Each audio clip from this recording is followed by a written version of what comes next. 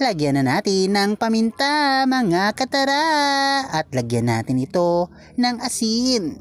Lagyan na rin natin ito ng asukal. Isunod naman natin ilagay ang seasoning powder sa ating manok at haluin lang natin ito ng mabuti para mahalo ang mga pampalasang ating inilagay sa manok.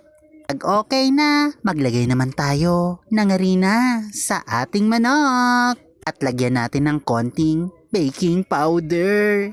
At haluin lang ulit natin para mahalo ang harina sa ating manok ng maigi. Pag ganito na, pwede na tayong magprito ng manok. Pag nag-golden brown na mga katara ang ating manok na piniprito, baliktarin natin ito. Pag siguradong luto na ang manok na piniprito, hanguin na natin ito. Ang unang subo, syempre sa akin.